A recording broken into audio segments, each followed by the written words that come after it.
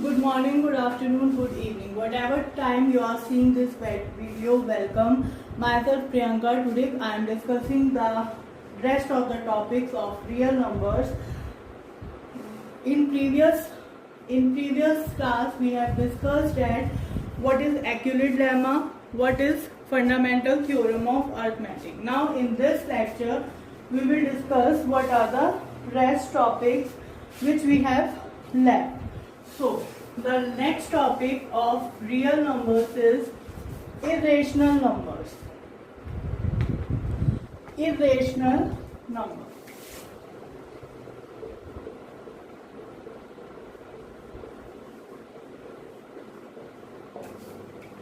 What are irrational numbers? If a number cannot be written in the form P over Q, if a number cannot be written in the form P over Q where Q is not equals to 0, then that number is known as rational number. So, let's take example of rational number. Root 2, root 3, root 5, root 7, root 11. These are rational numbers because we can't write them as in the form P over Q. So, these numbers are known as rational numbers. Root 2 over root 5 can also be known as rational numbers. So, this is just a simple question that what are rational numbers. So, the rational numbers are those which cannot be written in the form P over Q. So, what type of questions we get in our this topic? In previous class also you have studied what are rational numbers and you have also drawn a square of rational numbers on number line. So you know the basic concept of rational number. Now moving on to the forward, what are the questions we get in this portion? We get prove that root 2 is an irrational number. We get prove that root 2 is an irrational number. So, how to solve this question? I will show you step by step. Let us assume that root 2 is rational number. We have to assume the inverse of the question. We have to assume the inverse of the question. Then there exist positive integers A and B such that root 2 equals to A over B. Root 2 equals to A over B where A and B are co-primes. In previous class I have told you what are co-primes whose SCF is 1. The numbers whose SCF is 1 are called co-primes. So, now, what is the next step? Squaring on both sides. Squaring on both sides. So, we get 2 is equals to A on B. 2 is equals to A square on B square. Now, which implies 2B square is equals to A square. Which implies 2B square equals to A square. Now, let's see this concept. If I take A here, then it should divide B square. If I take A square here, then it should divide B square. And here it will come 1. So, what is the concept? A square divides B means, which implies 2 is divisible by A square. 2 is divisible by A square and B is also divisible by A square. But we have taken 2 is divisible by a square, which implies 2 must be divisible by a. If 2 is divisible by a square, then it is a compulsion that it should be divisible by a also. Now, this is your first equation. This is your first equation, which implies if any number divides any other number, then what is the condition? A should equals to 2c for some integer c. For some integer c, a must be equals to 2c for some integer c. I have told you in previous class also that when we divide a number by another number, then it is a compulsion that we get another integer. What should be that integer? That integer will be your quotient. Now, next step.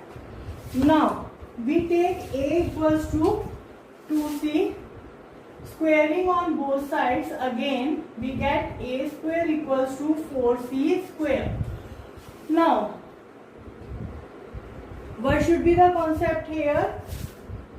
A square equals to 4c square, and here a square equals to 2b square. So we can say that b square equals to 4c, 2b square equals to 4c square by putting a square equals to 2b square. So we get 2b square equals to 4c square, which implies b square equals to 2c square. B square equals to 2c square. Now, 2 should be divisible by b also. 2 should be divisible by b also, which implies 2 will be divisible by b square, which implies 2 must be divisible by b. This is your second equation. We have two numbers a and b, two integers. These are co-prime numbers. Now we have proved what is co-prime numbers. Co-prime numbers are those numbers whose common factor is 1, whose SCF is 1. But from first and second, a is divisible by 2 and b is also divisible by 2. So what is the common factor here?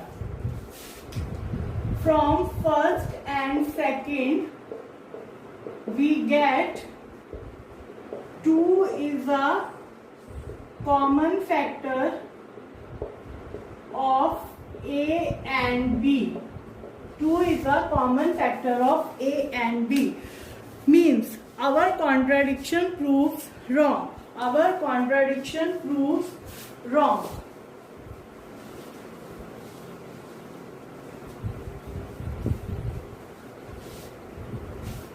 How? We get root 2 is rational but not co-prime. But not co-prime, as a and b has common factor other than 1. Other than 1. So our contradiction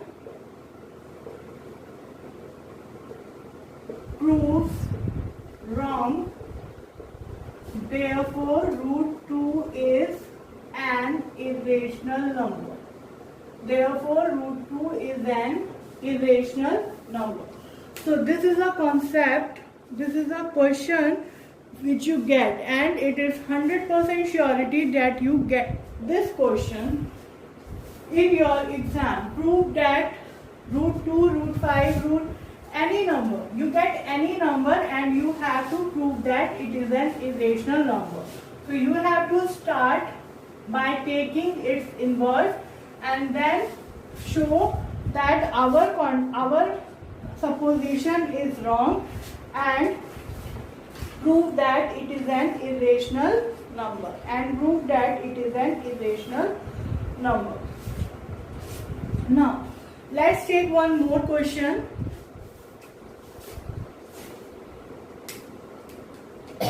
Prove that 5 minus root 3 is an irrational number. Now we have to prove 5 minus root 3 is an irrational number. Now again let's take a supposition. Let 5 minus 3 is rational. There exist A and B such that 5 minus root 3 equals to A on B. 5 minus root 3 equals to A on B. We take 5, which implies 5 minus A over B equals to root 3, which implies 5B minus A over B equals to root 3. So this is your rational number, so this must be your rational number, but our contradiction is wrong because there exist A and B which are not coprime. So root 3 is irrational. This is your proof. This is your symbol proof. In this you don't have to take squares or you don't have to prove the common factors, because here we see 5b minus a is divisible by b. b is also divisible by b and a is also divisible by a. So this is a contradiction. There exists a number a and b which are not coprime. So our supposition is wrong. This is all about irrational numbers. Now, the last topic of the chapter is decimal expansions. The last topic is decimal expansion. Determine the nature of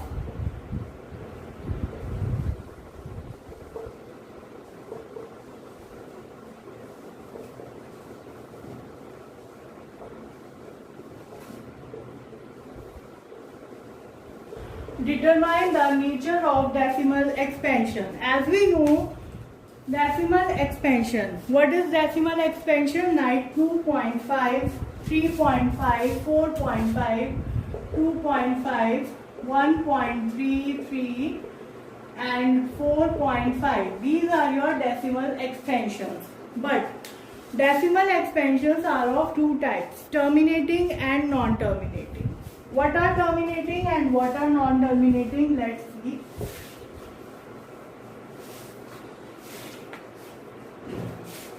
Let's take 15 on 2. Now divide it. 2 sevens are 14, 1.0, 2 fives are 10. The answer we get is 7.5. There is a end. There is a end of the number. Means ki the number ends at some point. So this is your terminating decimal expansion, that they has an end. Now let's see another example. 10 on 3. Divide 3 3s are 9. Dot 0, 3 3s are 9, 3 3s are 9. So this will continue. This will continue. So what is the concept? This is non-terminating because there is no end of this number. We have to go on, go on, go on, and we get always 1 as a remainder. So these are known as non-terminating decimal numbers. So these are known as non-terminating decimal numbers. Now, how to find that whether the number is decimal terminating or whether the decimal number is non-terminating? Now, suppose this is your small question. But what when you get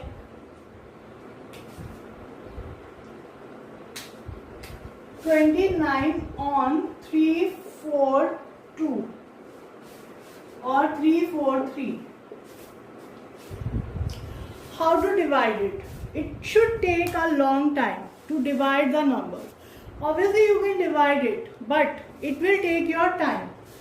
So if I also said you that in starting of my class first that you will get MCQs in your first term.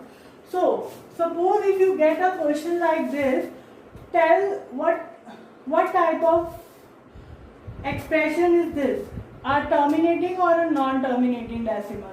So if you divide it, then you have to give at least 3 to 5 minutes. But what if you know how to get the answer in seconds? Now let's see. What is the concept?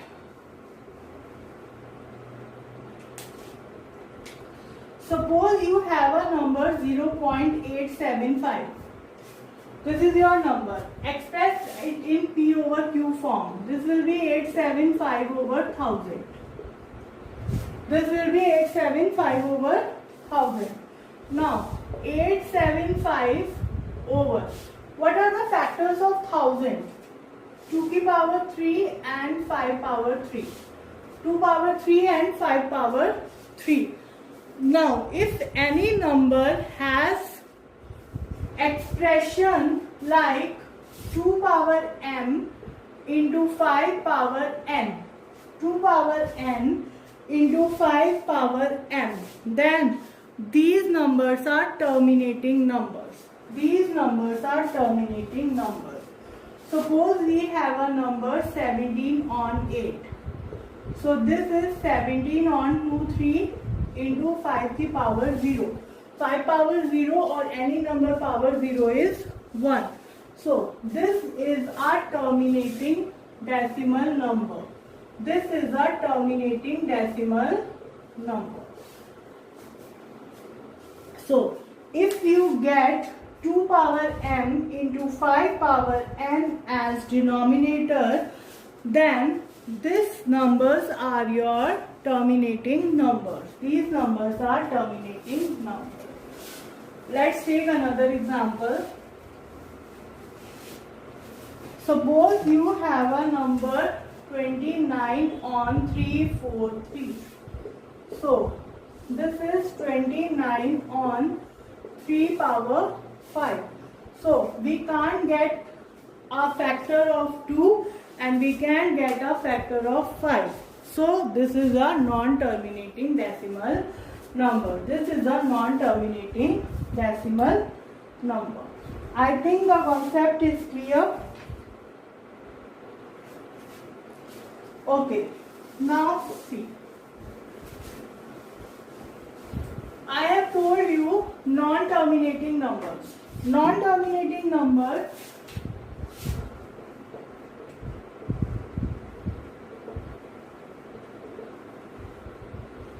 can be written as 1.333, means 3 will be repeated, or it can be any number.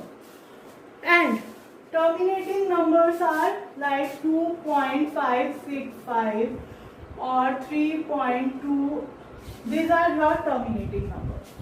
So how to convert these numbers into P by Q form? How to convert these numbers into P by Q form? So first we take terminating. Now cancel out and convert it in a standard form. 5 5s are 25, 5 1s are 5, 5 3s are 15. This. So the answer will be 513 old 200. You see here is a factor of 2 and 5 also. Now convert 3.2 over 10. 2 1s are 2, 6 are 12, 2 5s are 10, 16 on 5. You see here is a factor of 5. So these are your terminating expansions. How to convert the terminating numbers into P by Q form. Now let's take non-terminating numbers.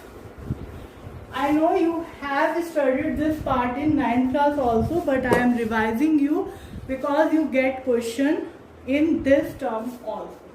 So convert 1.3. What is the number which is repeating? 3. Means only one number is repeating. So first of all, let x equals to 1.333. This is your repetition.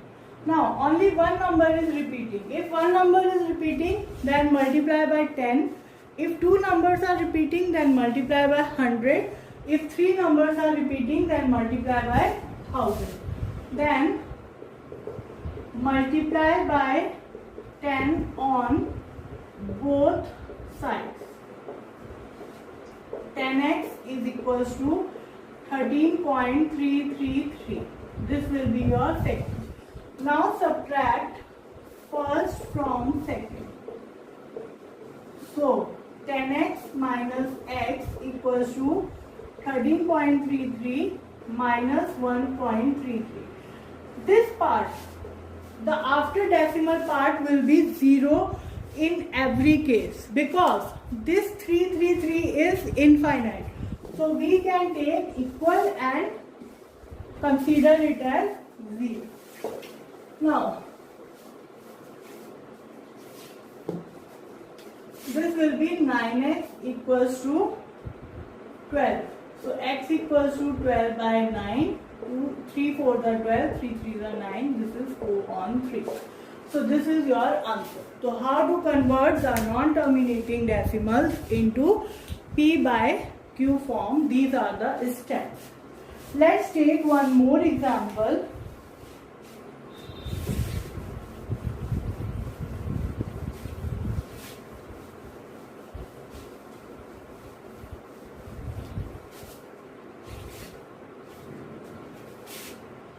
Convert 2.833. Now, here in this question there is a little bit different. Here 3 is repeating but 8 is not repeating. Here 3 is repeating but 8 is not repeating. So our first step is to take the number to the right hand side, to the left hand side, which is not repeating. So let x equals to this, multiply by 10, we get 10x equals to 28.333. This is your first equation now. Because first step is we have to take the number to the LHS which is not repeating. Now let's see what is the number repeating. Here it is also 3, only one number. Again multiply by 10. So we get 100x equals to 283.333. This is your second equation. Now subtract 100 minus 10 is 90.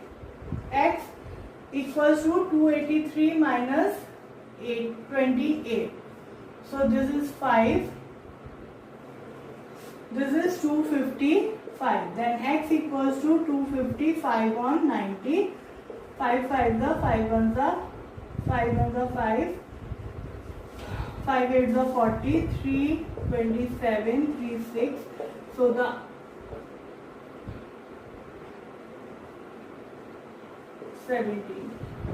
So the answer is 17 on 6. The answer is 17 on 6. This is the concept of how to convert decimal number into non-terminating decimal into P by Q form. So this is all about your real numbers. We have discussed all the concept in our both classes. So this is your concept. If you have any doubt, you can contact the person. Thank you so much.